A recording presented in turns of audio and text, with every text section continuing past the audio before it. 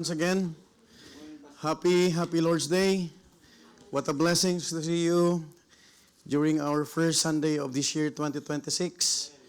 And I would like to invite you all to open your Bible in just one verse.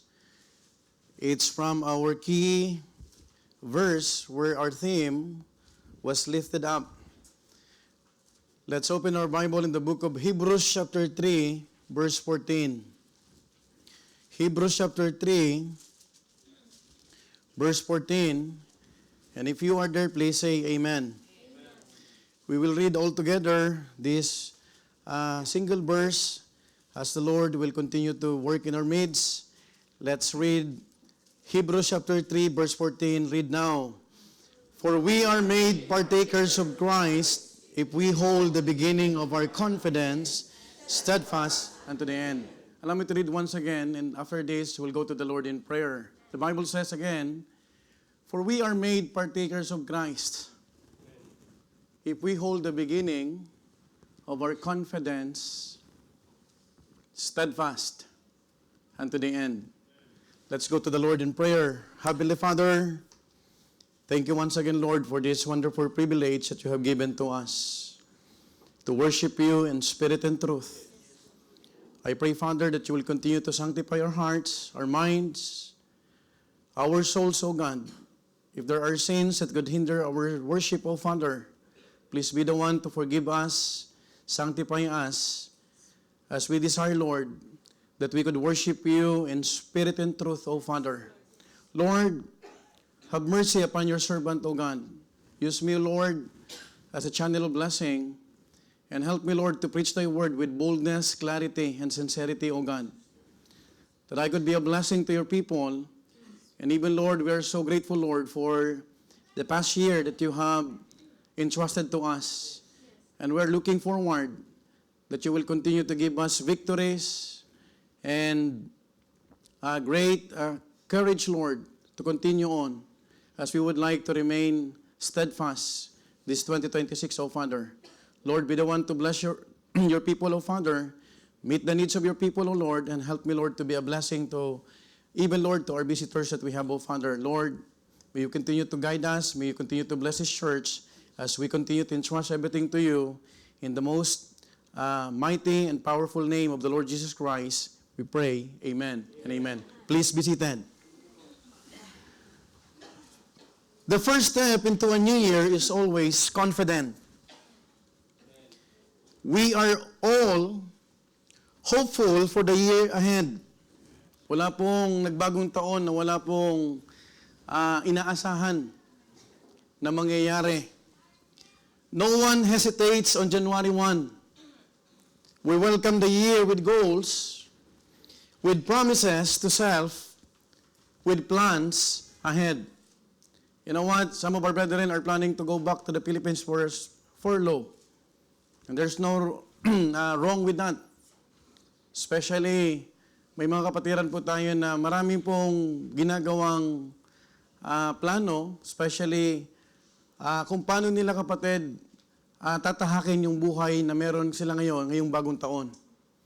In fact, even in the world, the gym is full on January 1.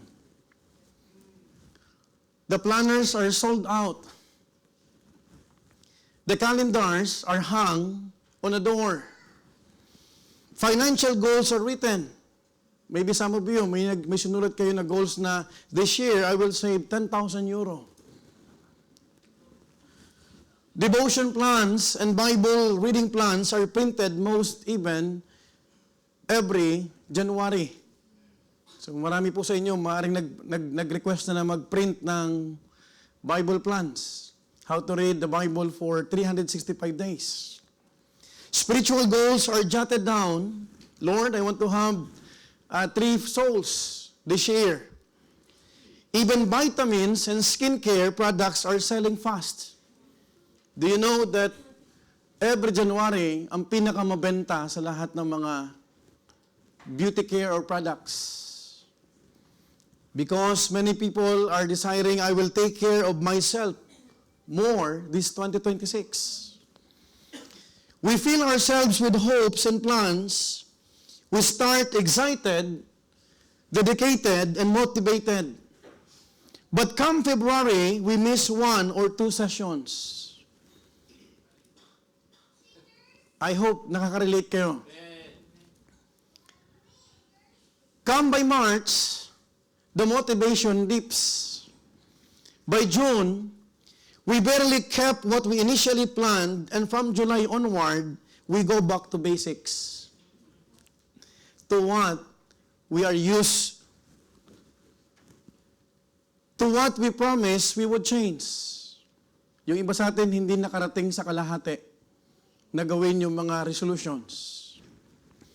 You know what? As I contemplate, even I, marami akong gustong mangyari noong 2025, but I failed. And one thing that I've discovered, what is missing here is not the plan. We had good plans to begin with. What is missing here is steadfastness. Steadfastness is the act of continuing forward when the days look ordinary and the progress feels slow. And this is where Apostle Paul takes us, not with the 2026 New Year's resolution, but he urged the believers to make a faith resolution. You know what? You would see in this verse, he didn't tell the believers to restart. Because Christian life is a race, not a pause button.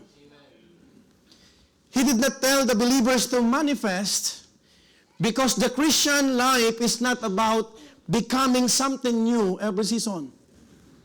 And mind you, he did not tell the believers to reinvent, because the Christian life is not about becoming something new every season. You know what? Instead, he told the believers to be what? Steadfast. Steadfast.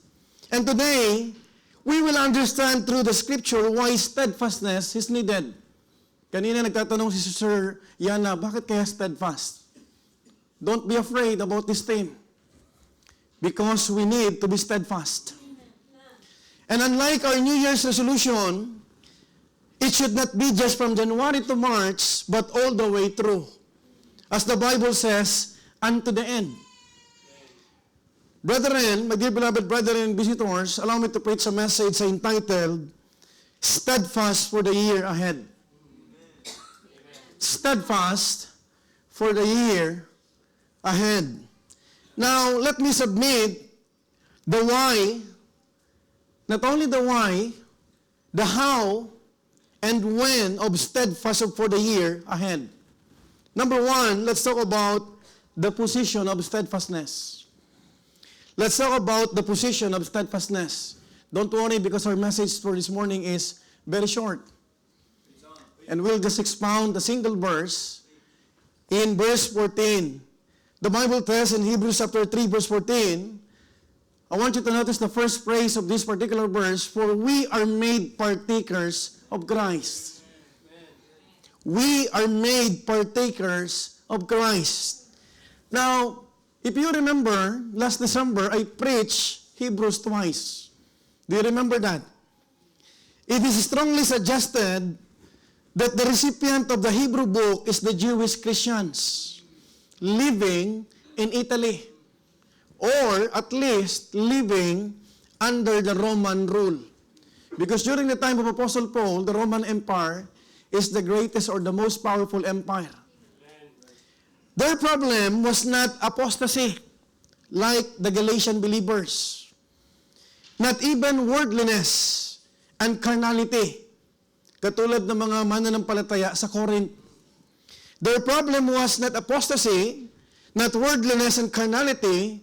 The problem of the Hebrew Christians was their hearts that were slowly drifting, slowly losing, because they were weary and tired, not from loving God, but from the pressures that come with it.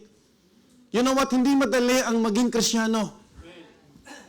Let me reiterate this. Hindi madali ang magpaka-Kristiyano. Madaling mabaptize, madaling maging member ng isang church, pero napakahirap gawin ang kalooban ng Diyos. Because we are still in the flesh. We have spiritual battle. Just like these Hebrew Christians, they are not only Christians, but they are Jews. And by the way, who are Jews? The chosen people of God. You know what? Their condition was, kung isipin natin, makaka-relate tayo, pagod na silang lumaban sa pananampalataya. Do you know one thing that I discovered and one thing that I've learned, habang tumatagal pala tayo sa buhay pananampalataya, minsan makakaramdam ka ng pagod. Hindi lang pagod, panghihina. Hindi lang panghihina, mga kapatid ko.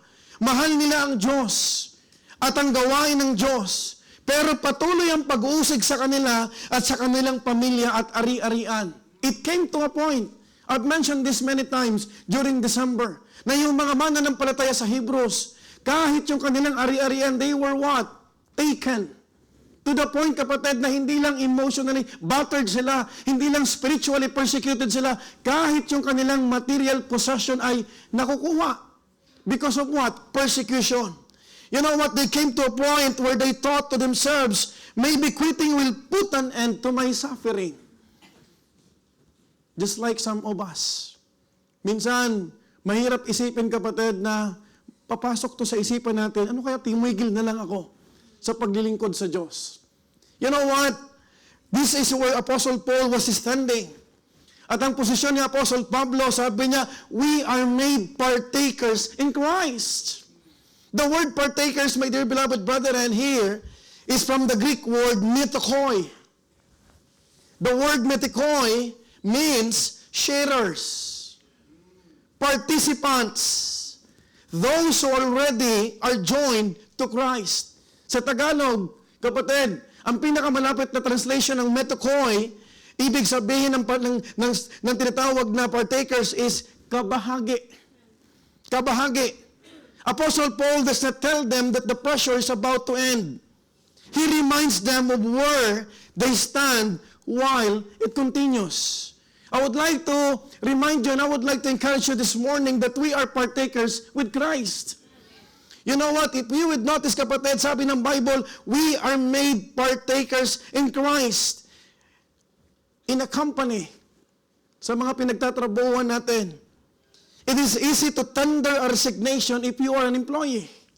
Especially when there is a good opportunity. Tama po ba? But if you have shares, if you have stock or bonds, living is no longer that simple. That is why the Bible tells us, kapatid, we are made partakers in Christ. And we have to understand the very meaning of partakers, because the very meaning of partakers from the Greek word metikoi means sharers, participants. Hindi lang sila empleyado. And I would like you to understand, kapatid, madaling tinatawag sa isang empleyado ang umalis kapag may bagong opportunity. But if you are a shareholder, stockholder, mag-iisip ka ng maraming beses. And mind you, I want you to understand this, because you are not just working there, you are connected. And God made us to become what? Partakers. We are risen with Christ. We are part of the body of Christ. Ang Panginoon na naglagay sa atin sa katawan ni Kristo. It's not a person. It's not an organization. It's the Lord Jesus Christ as the head of the church. Imagine, iba-iba ang pinanggalingan natin, pero ikinabit tayo sa isang katawan. What a blessing and what a mystery. Iba-iba ang upbringing, iba-iba ang mentality, iba-iba ang perspective. But what a joy, what a blessing this morning to be reminded that we are made partakers in Christ. You know what? Hindi ka magiging partakers ng Panginoon kung hindi ka kabahagi ng church na ito. Let me remind you, that is the exact analogy of being partakers in Christ. Christ is not an employer we resign from when the cost arises. Mind you, kabahagi tayo ng ating Panginoong Jesucristo. That is what? Our identity. Yun yung ating Sunday school. We are risen with Christ. Hindi lang kabanding. Hindi lang tayo bisita. Hindi lang tayo kasagpe. Tayo po ay kabahagi ng Diyos. What a blessing. Aren't you glad this morning we are partakers with Christ? Amen po ba? Hindi po tayo nagsasaya, hindi tayo nasusustain sa fellowship lang. Maraming Kristiyano kapag sports fest, maaga. But fellowship is good. But we need to fellowship not only in sports fest, but even in sufferings. Fellowship in the gospel. Fellowship, kapatid, na tayo po ay nagpapanalanginan. You know what, my dear beloved brethren, kabahagi tayo ng gawain ng Panginoon. We are partakers in suffering. We are partakers in joy. We are partakers in the light He has called us into. Minsan, pag ang church ay nagtatagumpay, hindi ba kabahagi tayo? Di ba nakikita natin, kapatid, kung paano kumikilos ang Panginoon? Oh, thank God for the production team. Because we could say, kapatid, imagine, yung ating team last year is by faith. And by faith, ibinigay ng Panginoon yung property na ito. At nung dinedicate natin ito, kapatid, lahat tayo masaya.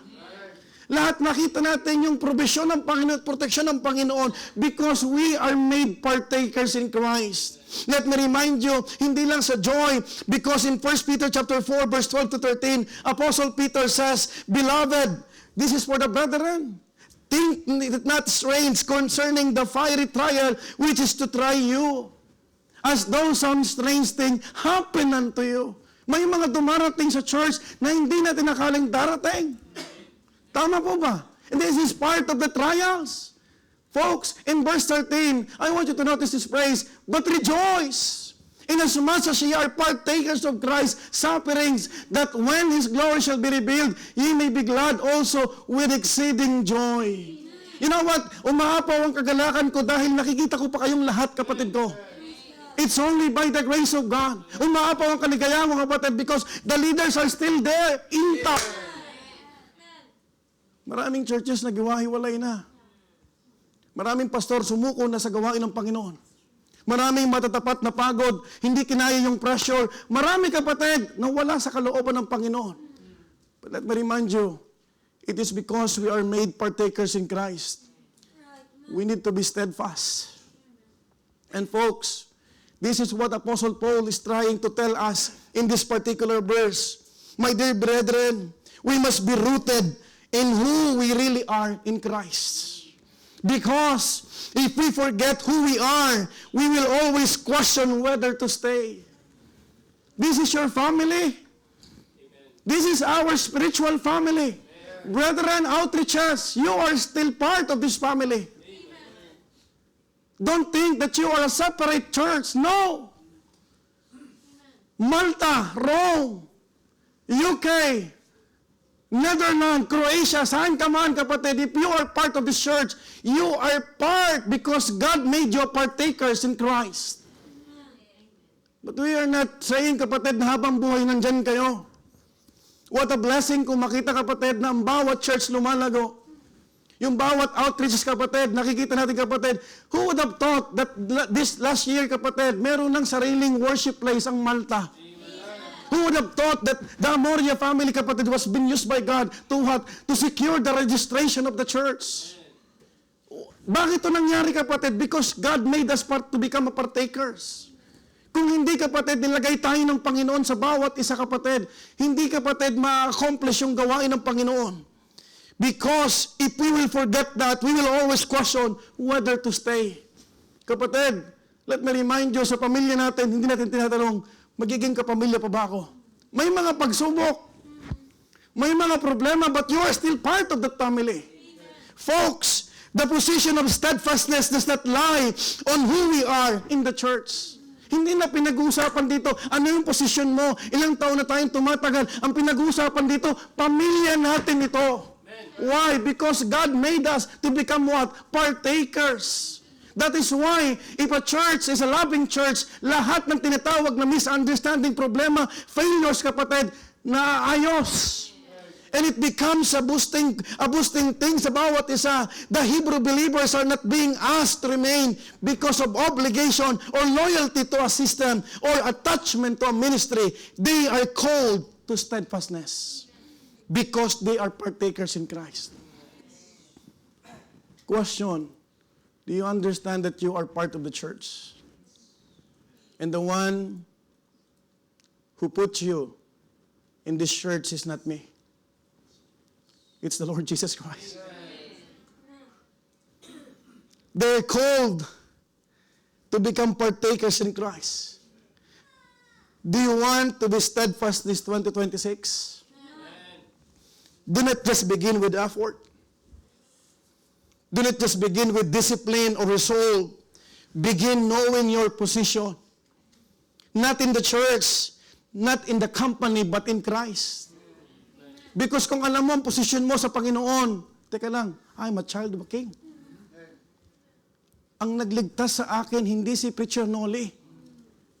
Amen? Kaya nga kapatid, we are very particular. Those hands na nag-raise na sila ay tumanggap sa Panginoon, these are only professions of faith.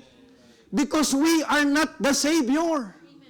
Ang ating tagapagligtas ay si Kristo Jesus. Hindi natin alam kung sino ang totoong naligtas doon. Ang sa atin lang ay maging kabahagi ng Ebanghelyo. Because God is using the church to evangelize.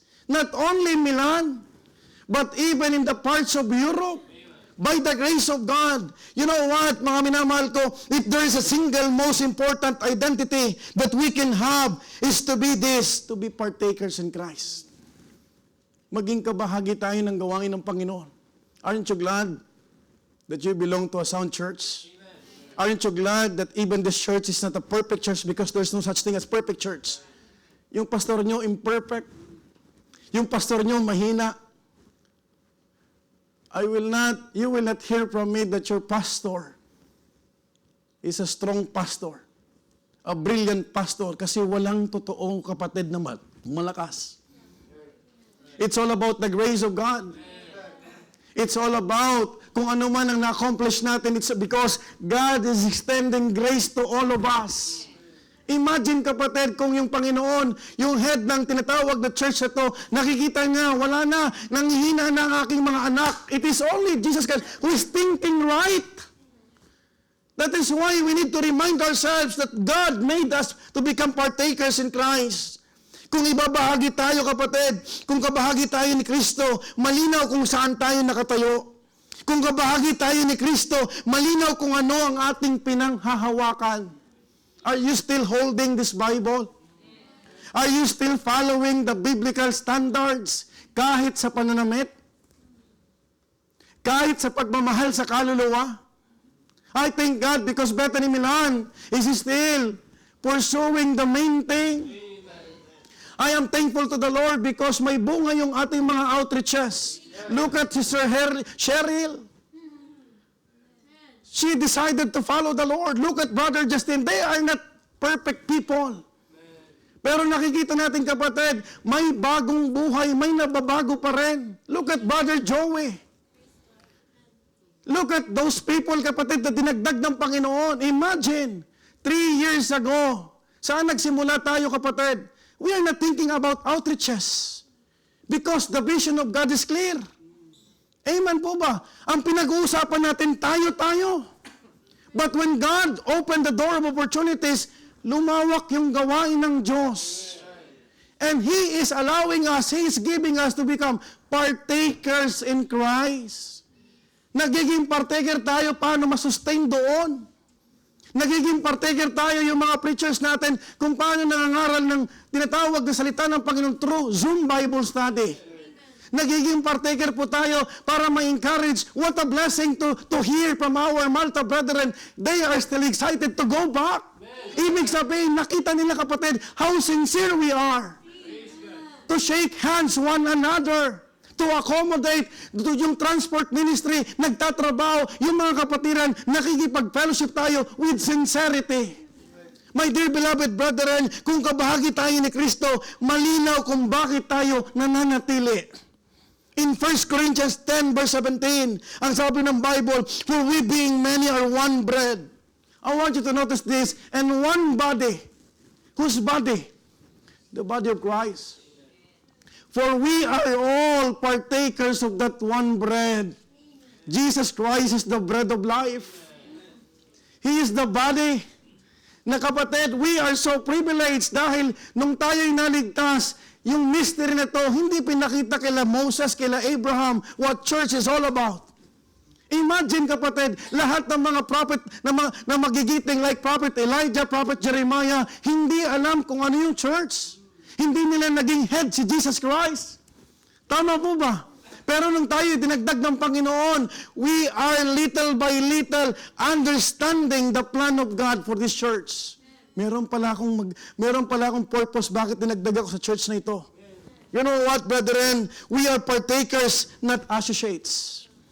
Not affiliates, but partakers. I hope, nakikiusap ako, if we want to be steadfast for this year ahead, we need to be reminded of these truths. We are partakers. You know what? Kung ang church ito ay babagsak dahil sa mga tinatawag na problema, sinong matutuwa? Yung diablo. Do you think Satan will not rejoice kung hindi tayo magtutuloy sa gawain ng Panginoon? Do you think nasan kaya tayo kung hindi binigay ng Panginoon yung property nito? I appreciate the testimony of Sister Aprilyn. Nagkakanta tayo pero alam natin sa loob natin na anytime pwede tayong paalisin na rito. But this December 2025, by faith, kumakanta tayo ng masaya. Amen po ma?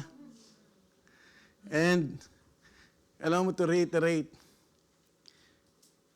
maraming kapatiran ginamit ng Panginoon para masustain ang bawat isa. It is vivid in my mind. As a pastor, may mga times na halos hindi mo na alam kung saan nanggagaling. Hindi mo alam. Sabi ko, Lord, paano na to? Because sometimes we are overwhelmed. Hindi natin alam yung first time. But we would like to learn. And God entrusted to us this theme, steadfast. And you cannot demonstrate steadfastness kung hindi mo alam ang posisyon mo sa Panginoon. That is why there is a need for us to know the position of steadfastness. Hindi ka makikipaglaban at hindi ka mananatili kung hindi mo alam ang posisyon mo sa pamilya mo. Brethren, this is your family.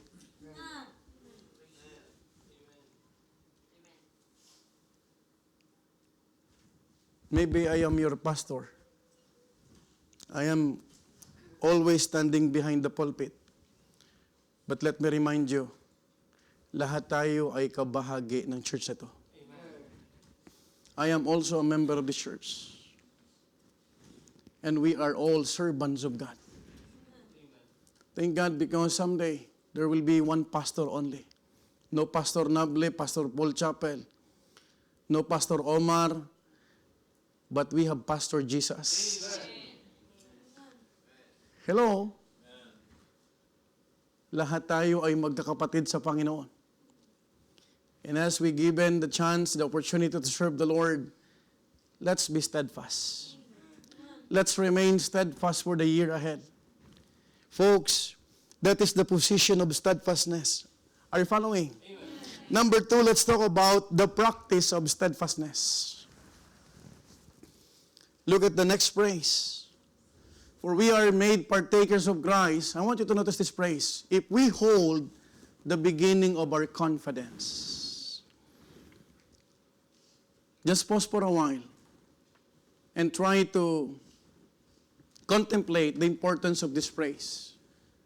Ang sabi ni Apostle Pablo, we are made partakers of Christ if we hold the beginning of our confidence. If we hold the beginning of our confidence, after knowing where we stand, we now move forward to the how of steadfastness. Paano? Pastor, paano? Kasi magkaiba mo, Pastor, yung by faith sa steadfast. Paul's answer is not complicated, but it demands action. He says, if we hold, the word if is very important in this phrase. If, we need to practice it by holding the beginning of our confidence. Kanino yung confidence natin nagsimula? Hindi tayo nagkaroon ng confidence sa tao. Ang kumpiyansa natin ay sa Panginoon. Let me remind you folks, nung tayo ay binahagian, ang tinanggap natin hindi tao. Ang tinanggap natin si Kristo. Because ang confidence natin ay sa tagapagligtas, hindi sa tagabahagi ng salita ng Diyos. Tama po ba? Because if we will still hold at the beginning of our confidence, walang dahilan, kapatid, na hindi po tayo maging mag-exhibit ng steadfastness sa taon na to. You know what? It is by looking back where we began. It is the settled conviction that Christ, Jesus Christ, is sufficient, worth following, even when it costs. Some of you, may mga naalala akong testimony, pinalayas pa ng magulang. Some of you, iniwanan ng boyfriend.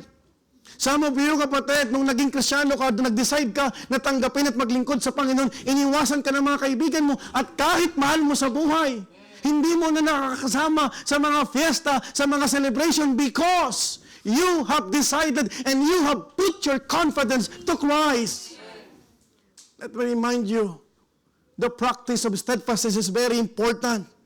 You know what? How do we practice steadfastness? Church, brethren, we don't need new programs. We don't need new campaigns, new entries on our calendar, or new events to remain steadfast. Those things may keep us busy, but they do not automatically keep us anchored. In fact, naramdaman natin na we are burdened, we are loaded the past year. Tama po ba? Nag-expand yung outreaches. We thank God for that. We do not complain. Amen po ba? There were good numbers of professions of faith. There were good numbers, kapatid. Nadagdag, imagine, nagsimula kay Brother Domingo, si Sir Ginaline. How many they are right now? More than 30. Mayroon pang nakaabang na tinatawag na baptism. We do not capitalize. I'm not mentioning Brother Domingo and Sister Ginaline na sila, kapatid, ay itaas natin. But what I'm trying to say, kapatid, nung nagbukas ang Panginoon beyond borders, nung nagsabi ang Panginoon sa ating, kapatid, the vision is clear. At nung tayo nagtiwala sa Panginoon, nakita natin ang kamay ng Panginoon. But the reality will never tell a lies. Kapag ang church na burden, yung base, yung ministry hindi nauubos. Amen po ba? But we need to practice our confidence. Folks, those things may keep us busy. They can tie us to responsibility without necessarily tying us to Christ. Mahirap, kapatid, magpatuloy sa isang tinatawag na ministry na it's out of obligation. I am praying to the Lord, Lord, remove that mentality that your people will endure in the ministry. That we are supposed to be enjoying. Amen. I ask the leaders, the departmental head, ministry, let's remove the notion na kayo po, yung mga young people ay nagsisubmit lang because takot kay pastor. Kapatid, hindi dapat ganun. Amen po ba? Ang takot natin ay sa Panginoon. Folks, we need to understand, Paul's concern in Hebrews Christians was not activity, it was confidence. Kung mapapansin nyo, bakit ito ang pinalikan ni Apostle Pablo, yung tiwala, yung kumpiyansa na kanino? Sa Panginoon. You know what? Later in our vision night, you will see that we didn't add anything in our calendar events. In fact, we removed some activities. Why? Because activities can help us to become busy. But it's not a guarantee that we're spiritual. Hello? That is why we need discernment. That is why I'm always asking you, pray for your pastor. I'm not an all-knowing person. There's only one all-knowing person, and that is only Jesus Christ. Ibig sabihin, kailangan ko ng wisdom, kailangan ko, kapatid, ng tinatawag na openness sa bawat isa, because I am also willing to learn. And I could not guide this church, I could not lead this church, kapatid, na ako lang. I need you. I need you all. Don't think na wala kang kabahagi. You are made God made us to become partakers of the church. Imagine, my dear beloved brethren, what is needed is steadfastness, not just motion, but meaningful continuity. Hindi to pabilisan. Hello? We are so thankful to the Lord. Meron na tayong property. But do you know, kapatid, walang saysay to kung tayo ay wasak. What's the use of this building? Do you understand what I'm trying to say? Ano ngayon kung may ganito? This is not a first-class building. There are good cathedrals that you can see. In the streets, na makikita mo, along the road pa, nasa prime lot pa sila. But do you know, kapatid, ang pinakamahalaga sa lahat, yung nasa loob ng building na to. Paul's concern in Hebrews was not activity. Don't get me wrong. Activities have their place in the church. They edify. They exercise our unity. I am thankful kahit nagkaroon ng tinatawag na aksidente si Brother Domingo. Pinapakaramdaman ko, is that intentional? No, Pastor, it was an accident. Kasi kung magkakaroon tayo ng sports fest, mauwi lang sa awayan or tinatawag na tampuhan, let's stop that. Tama po ba? Yes, maganda yung may activities. I thank God because lahat masaya, lalo yung group of Paul. Parang walang amen. Nangumpisal na yung leader ng Timothy. Paulit-ulit niyang sinapatawarin niyo ako, pero babawi kami. They are trailblazers. You see, kapatid, there's no permanent activities. But we need constant unity. You know what, my dear beloved brethren? Activity should edify the church. They exercise our unity. They teach us diligence and they test our faith. But they are meant to serve our faith, not replace it.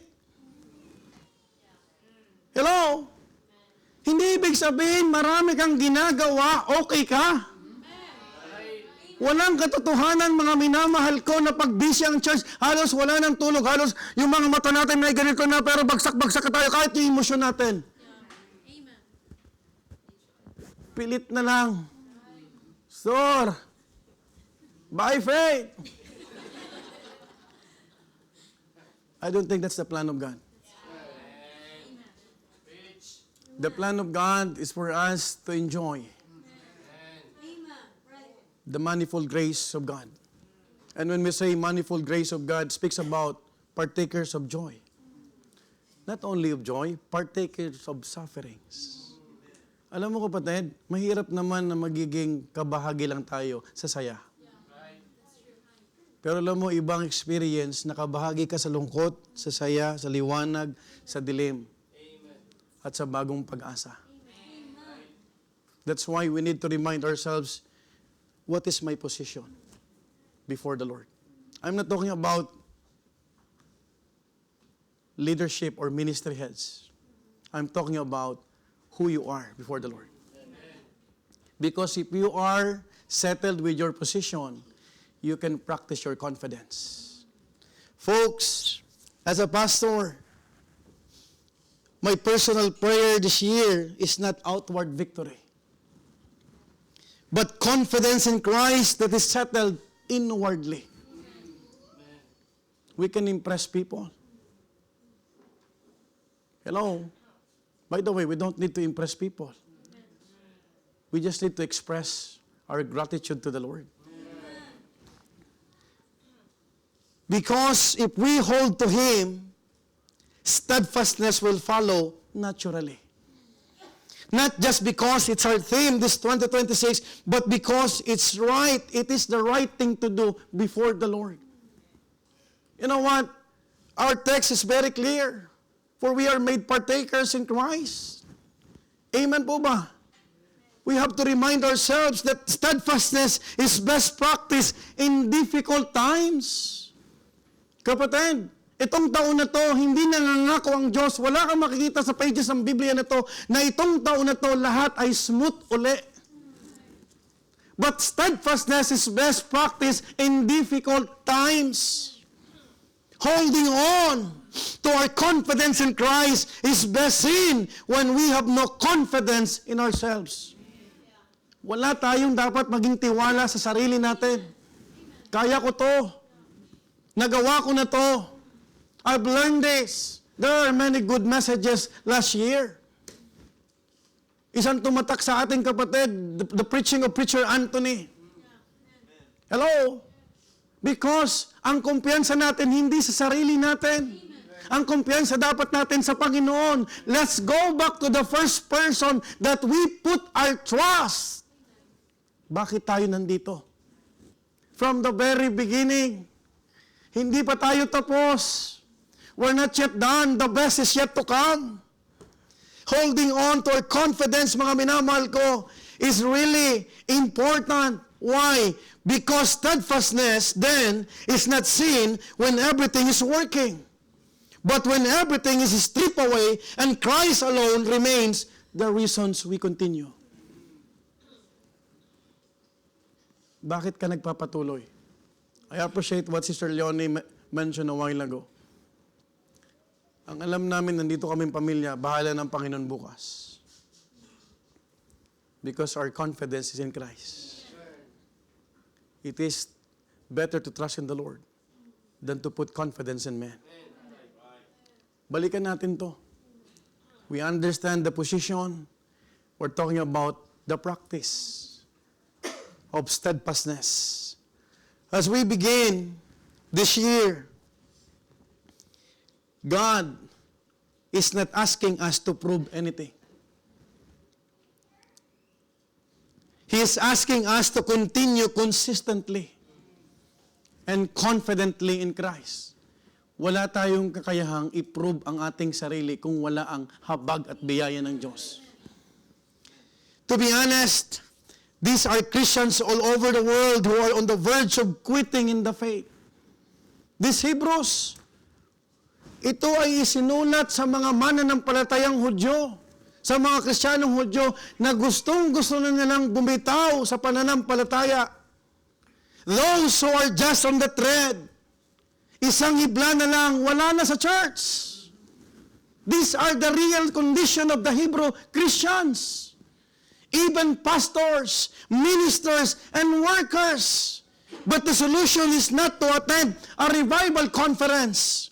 The solution is to hold in the beginning of our confidence, and that is Christ. Yung Panginoon pa rin. That is why, brethren, Milan, Malta, Rome, Poland, kung saan ka man, kapatid, naroon ngayon, you have to understand, church, that is not a message of defeat. It is a message of hope. Kasi baka ang tiwala mo na lang sa kaibigan mo, baka nananatili na lang tayo dahil yung kaibigan mo, yung nagdala sa'yo, nandyan pa rin sa church na yan. Are you following? But if you will be reminded about these things, teka lang, kaya ako nagpunta sa church na yan, kaya ako nilagay ng Panginoon dyan because nagtiwala ko at tinanggap ko ang Panginoong Hesukristo. And you can practice steadfastness. Hindi mo maintindihan, hindi natin maintindihan lahat ang word na steadfast kung hindi natin maintindihan ang posisyon natin at hindi natin isa sa buhay at ipapractice sa taon na to na nagpapatuloy tayo dahil kay Kristo Jesus. You know what?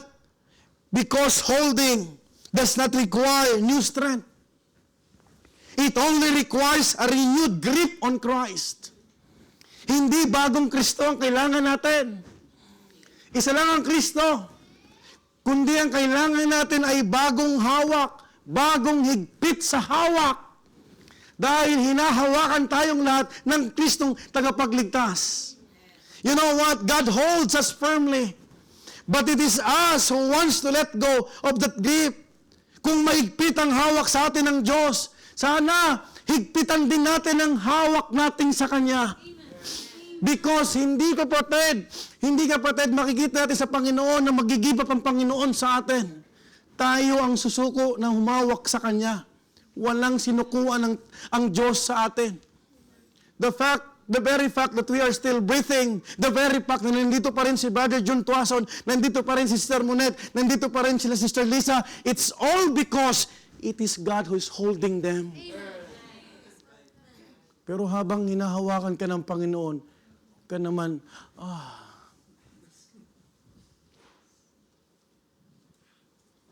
still need to grip.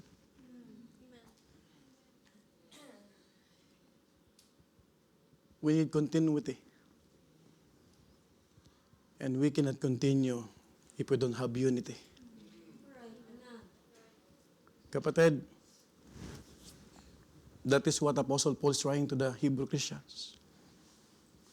Maliit na verse, a very short verse, but if you will just understand the meaning of it, we can all remain steadfast in our faith. You know what?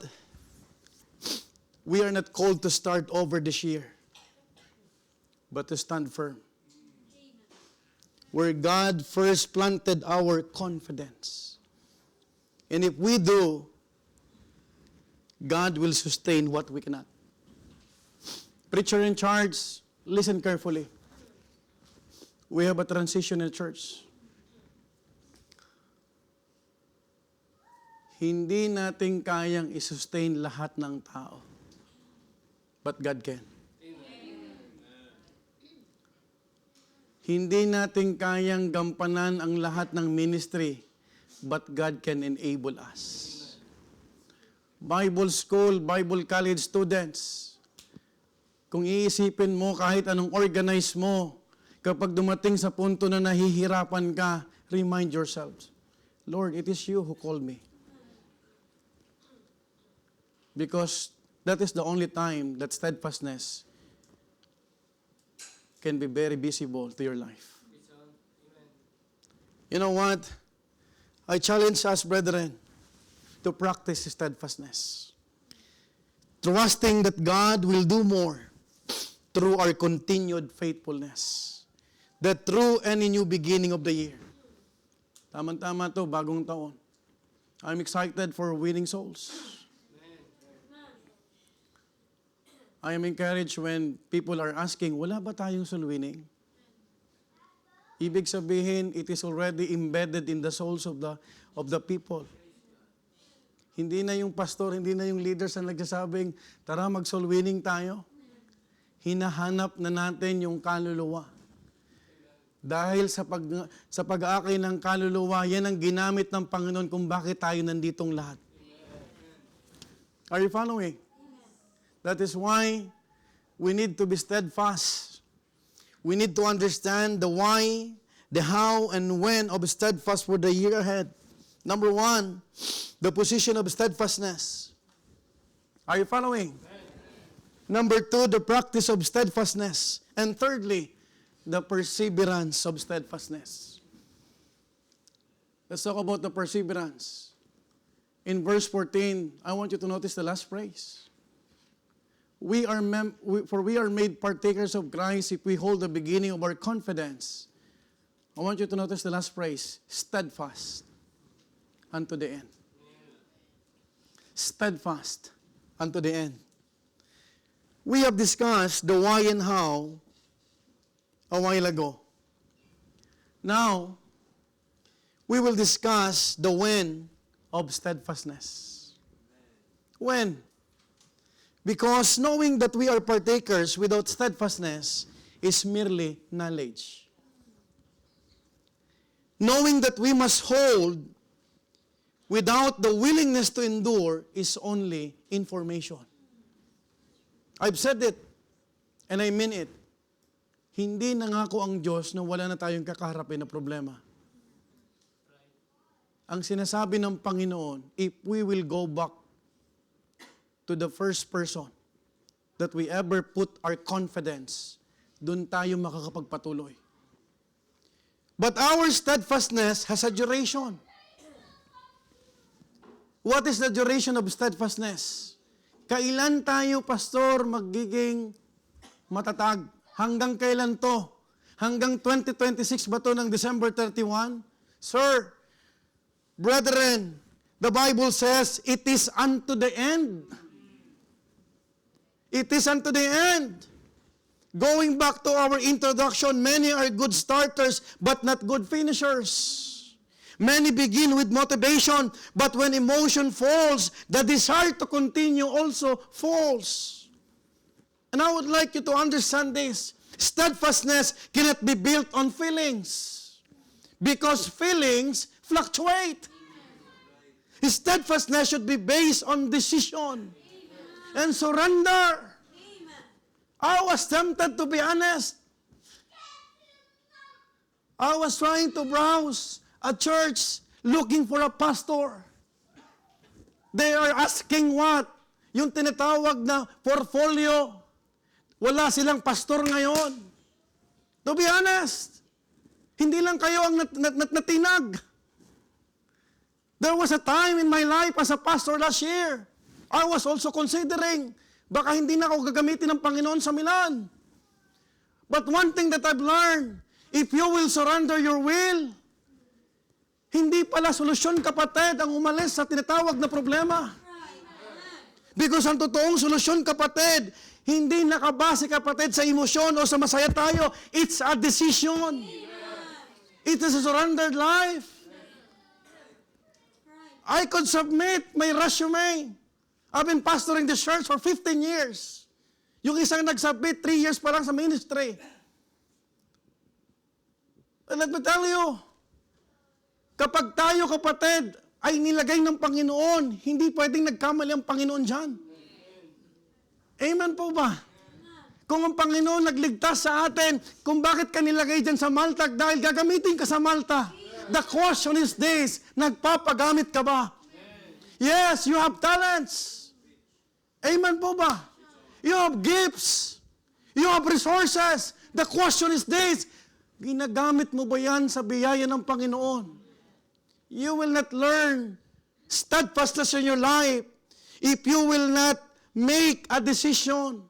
And if you will not surrender, Lord, this year, gusto kong matuto ng submission. Lord, yung mga mali ko, I will surrender it to you. Iluluhod ko sa iyo, Panginoon. Tatandaan ko yung mali na to.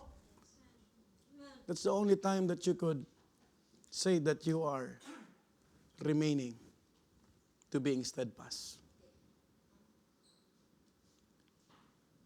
Question this morning, have you made a decision? Lord, help me to be steadfast for the year ahead. And when you make a decision, it should be sealed with what? Prayer. Amen. Lord, ikaw ang bahala. I just want to worship and serve you, Lord. Steadfastness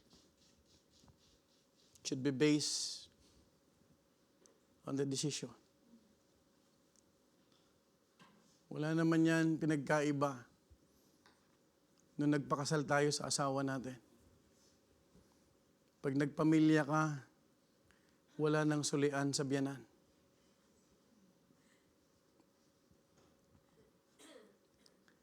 Hindi na pwedeng sabihin ni Sister Jelaine, isusuli ko na si missionary. Ang hirap pala sa ministry. Because you made a decision. And when you put your trust in the Lord, it means, Lord, I am surrender. I am surrendering my life to you. Amen po ba? And when you are saying that you are surrendered, you have a surrendered life, hindi ka na pa double-minded pa. Tinawag ba ako ng Panginoon? Hindi. Ang panawagan ng Panginoon, malinaw. Especially when you are given a chance to see His favor upon your life. na makikita mo kung tayo lang ang babasihan, wala naman tayong makukuha.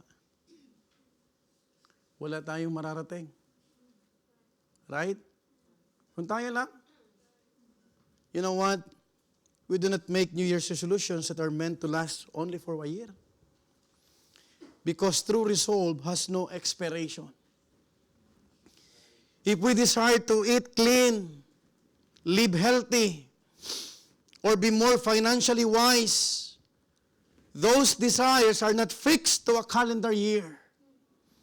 They are meant to be carried through to the end. Hanggang dulo. You remember what I've said during our Thanksgiving Sunday School? Nung nag-pray tayo ng vow, hindi naman problema ang provision ng Panginoon. Ang problema, stewardship. Let's be honest. The Lord provided, hindi lang tayo naging wise na steward. Totoo po, hindi? Now, you have to understand in the same way, steadfastness in the Christian life is not seasonal. It is not renewed every January and abandoned by February. It should be a settled direction. Not a temporary decision just because we're excited, we're hopeful, and we are renewed. Steadfastness is a faith that perseveres. It is connected with our theme last year. Last year, we carried what? By faith. And this year, we'll be carrying a theme, steadfast. Ang tanong, are you still excited about the theme next year? Continue! Amen! Aabutin ko ba yung continue? Dito muna tayo sa steadfast. How do we remain steadfast unto the end? I would like to end this message on a positive note. How do we remain steadfast unto the end? Number one, decide before difficulty comes.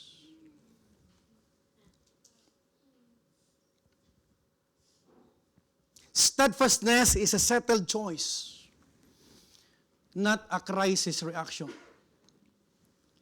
Hindi yung pag-andyan na yung problema, tsaka pa lang tayo mag-iisip kung anong gagawin natin. Number two, how do we remain steadfast unto the end? Be loyal to Christ, not to your emotions. Most of the time, if we are being loyal to our emotions, we fail. Continuance is built in what is routine. Don't aim for big, aim for small, but consistent. Mamaya sa vision night natin, makikita mo parang maliliit lang. Mahirap yung malakihan. Tapos, nag-i-endure na lang tayo. Thirdly, practice faithfulness on ordinary days. Continuance, mga kapatid, is built in what is routine. Don't aim for big. That is for number 3. Number 4, surrender daily, not annually. Kung ngayon ka lang magsusuko ng buhay, ang kasunod na sa December uli, you will fail. That if you will start this year to surrender on a day-to-day basis, you will become overcomer. Steadfastness requires faithful surrender of sin, of weakness, of lusts, of flesh, surrender of yourself, surrender of your will, surrender of your ambition, of dreams and more. Kahit nga yung gusto mong mapangasawa, kailangan mong isuko yan sa Panginoon. Hello? Kasi pag nagkamali ka dyan sa pag-aasawa, wala na. You are done. Wala nang atrasan yan. Number 5, keep the end in view. We hold fast because Christ is worthy unto the end. Now, let me ask you, worth it ba na maglingkod sa Diyos? Worth it ba yung people na mamuhay tayo sa kabanalan? Young people, look at me. Worth it ba na habang nakikita nyo yung mga classmate nyo na ibang ginagawa, pero ang ginagawa mo ay sa gawain at paglilingkod sa Diyos? I thank God because our young people in the church is not perfect, but they learn how to live a godly life. Ito yung taon, last year kapatid, itong taon nang wala tayong problema sa mga grades ng ating mga young people. Hindi sila pasang-awa. Worth it ba magulang na nakikita mo yung anak mo na naglilingkod, nagagamit sa tinatawag na mga ministry? Hello? Are you following? Worth it ba na bumabalik tayo ng Wednesday para umatid ng midweek service? Worth it ba na nagpapalamig tayo dyan sa labas while winning souls? Worth it ba na nag-aaral ka ng Bible college because you want to be equipped? Because we need honing, training. Hindi pwede kapatid. Sa gera, wala tayong bala.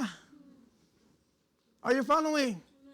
We need to stabilize the base. If this church, if God's direction, kapatid, ay talagang makikita mong malinaw, kapatid, nag-expand ng gawain ng Panginoon, hindi natin pwedeng pabayaan ang base. We need to train more and win more. Because you will understand, mga kapatid ko, we are holding fast because Christ is worthy. Kapatid, kung hindi lang sa Panginoon, ba't naman tayo maglilingkod? Have you realized that? Sabado, babalik ang isang grupo para lang maglinis. Magdadala ka ng pagkain, magluluto ka.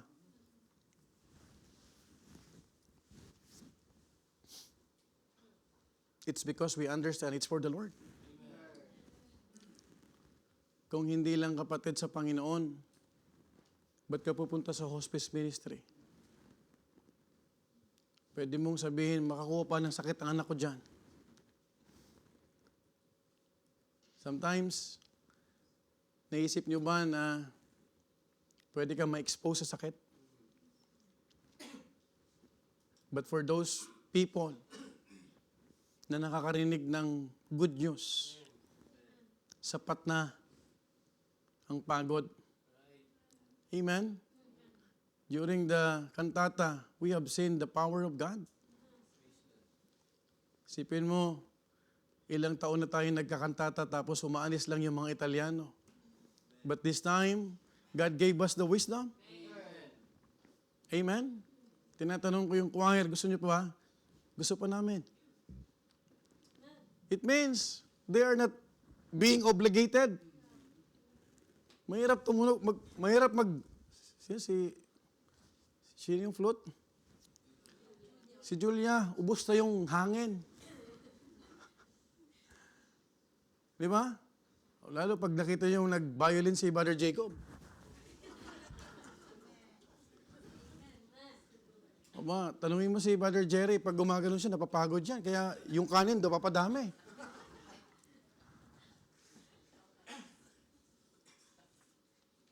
Hello? Kung hindi lang sa Panginoon. Unto the end means we continue without revising our confidence. Unto the end means we remain committed beyond the beginning. Unto the end means we carry forward that we already believe. Unto the end means our confidence does not expire with the calendar. Unto the end means we move ahead without abandoning our foundation. Who is our foundation? It's Jesus Christ. If last year we reached the bottom rock, burden tayo, burn out. It is because may gustong ipakita ang Panginoon sa atin. Bethany Milan, your outreaches will not achieve anything kung hindi ka babalik sa pundasyon. And our foundation is the Lord Jesus Christ.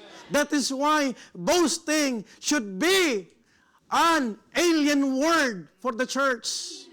Wala tayong pwedeng ipagyabang. I am reminded personally, hindi ka pwedeng magyabang dyan because nandyan yan dahil sa biyaya ko. Go back. Let's go back to our foundation. Bakit buo yung pamilya mo? Dahil ang Panginoon ang pundasyon ng pamilya mo. Bakit ka may pera pa rin ngayon? Bakit ikaw ay nakapagbigay ng Thanksgiving vow? Hello? Hindi para magyabang. Hindi sa galing mo na ikaw ay nakapagtabi. It's all about God's provision. Magbabago ang ating trabaho, ang ating kasama sa grupo, ang ating panahon, ang ating kalagayan. Ngunit ang ating paninindigan kay Kristo ay nananatili hanggang sa wakas. You know what? Let me be honest. Let me be candid this year. And today, to this first Sunday of the year, I do not know what this year holds. Whether gain or loss. I do not know the challenges ahead or the breakthroughs that may come. Hindi ko alam kung ano pang mga challenges. But one thing that I've learned, one thing that I'm praying, Lord, yung mga mali namin last year, wag na naming magawa this year. I do not know how demographics or geographic reach may change. Hindi ko alam kung ilan pang magle-left the group, kung ilan pang madagdagdag sa church na to. I do not know. But there's one thing that I need to share to you, kapatid. I do not know what God will reveal in the days ahead. But one thing, kapatid, is very sure. And this is my personal desire for myself, for my family, and for this church. It is that we follow the Lord. We remain steadfast in the year ahead, even unto the end. That's my desire.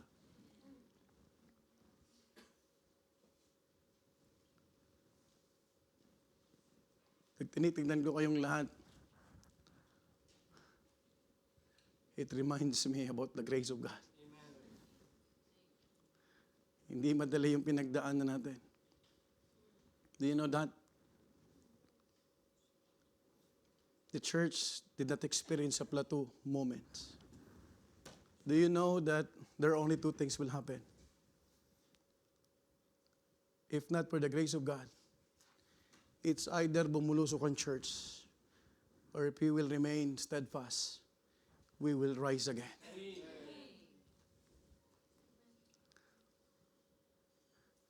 Sino ang humahawak sa atin? It's no longer us. It's all about Jesus. In its closest Tagalog, magpatuloy lang tayo ng matatag hanggang wakas. I'd like to share to you last verse, and I'm done. In Hebrews 6:11, sabi ni Paul, and we desire that every one of you do show the same diligence to the full assurance of hope. Hanggang kailan? To the end.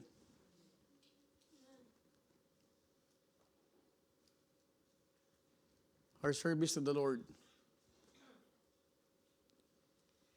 has no expiration. Hanggat binibigyan tayo ng lakas. Hanggat hindi pa natin naririnig ang trompeta. Kailangan matagpuan tayo ng Panginoon na naglilingkod sa Kanya. And to the end. Folks, the why, how, and when of steadfast for the year ahead. Number one, the position of steadfastness.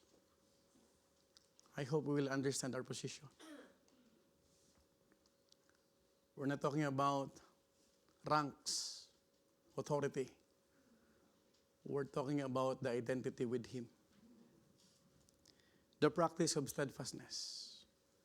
If you will just ask me once again for the last time, I do not know what challenge or challenges we'll face this year. But if we will practice steadfastness, we can be an overcomer. And thirdly, the perseverance of steadfastness. Folks, you have to persevere. Hanggang kailan? Unto the end. Because when God is giving us opportunity to serve, Nandito tayo, buhay pa. God is expecting from us a wholehearted service. Regardless of our limitations, regardless of our differences, and regardless of our weaknesses. Question: do you want to be steadfast and to the end? That question that I would like to leave from this pulpit. Let's all stand up and we'll pray. Heavenly Father, maraming salamat po, Panginoon, for this message that you have prepared for all of us. It's all about steadfastness, Lord. And we are reminded, Lord, our identity, our position in Christ alone. Lord, mangusap po kayo sa amin. Bless niyo po, Panginoon, ang invitation na ito. Sa tulong ng Banal na Espiritu. As the piano plays softly, church, my dear beloved brethren, I do not know how the Lord spoke to you in a very special way. Would you come? Would you want to start this year by having a surrendered life? Make a decision. Lord, I am reminded, Lord, about the position. I am reminded, Lord, that you are the one who saved my soul. You are the one who gave me the blessed assurance. Would you like to come? Would you like to pray to the Lord? Would you like to make a decision? Lord, help me to practice steadfastness. We do not know what will happen tomorrow, Lord. What lies ahead. But there's one thing that is clear to all of us, Lord. It is you who is holding our tomorrow, even our future. We just need to be steadfast. Lord, help me, O God, to persevere unto the end. Lord, kung ako lang, alam niyo po, Lord, ang aking limitasyon.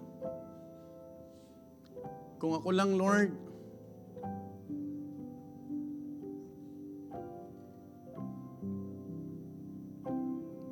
gusto ko nang bumitaw. But because you have reminded me, Lord, that we need to go back to the first person, that we put our trust and even our confidence. Lord, thank you that you are still in authority over us. If that is your prayer, would you like to thank the Lord? Lord, thank you, Lord, because I'm still part of this church. Believing and claiming, Lord, that you will continue to direct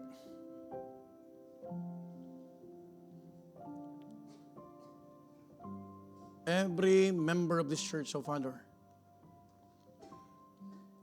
Tulungan niyo kami, Panginoon. Yung theme na to na steadfast, magawa po namin, Panginoon.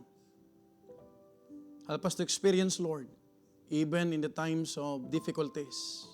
We're not praying for that, Lord. But we understand, Lord, that life is not always victory. Help us, Lord, to learn, to remember the lessons, the precious lessons that we have experienced from year 2025, Lord, from the past year.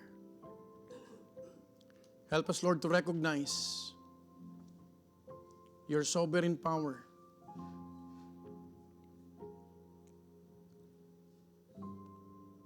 Tulungan niyo kami, Panginoon. Hanggang sa wakas, Panginoon, as the Lord tarry His coming, or as you give us, Lord, another year to serve you. Lord, use my life, O God. Use this body. Maybe that is your desire today. Lord, gamitin niyo po ako, Panginoon. Tulungan niyo kami, Panginoon, na laging magtiwala po sa inyo. Sa mga panahon, Panginoon, na nanghihina kami, Panginoon. Sa mga panahon na nagtatrabaho ang kaaway, Panginoon. Lord, help us, Lord, not just to be busy in your word, but help us, Lord, to do thy will, to glorify thy holy name, O Father. Lord, bless the church. Bless my biological family, Lord. Lord, you can see in my heart, Lord, that I am desiring, Lord, na makasama ko ang buong pamilya ko na naglilingkod din po sa inyo. Maybe some of you are desiring for that moment. Would you like to come? Would you like to talk to the Lord? Lord, I know, Lord, you are the only one, the only person who could grant that. Lord, I have weakness. I have limitations. Help me to become an overcomer, Lord. Help me, Lord, to persevere in this faith, O God. Help me, Lord, to bring souls, to be steadfast in faith, to be steadfast in love, to be steadfast in winning souls. Maybe God is really talking to you personally. This is the best time for us, brethren, to surrender all our goals and plans. Would you entrust it to the Lord? Would you like to feel the presence of God? Lord, please listen to my prayers, O God. Lord,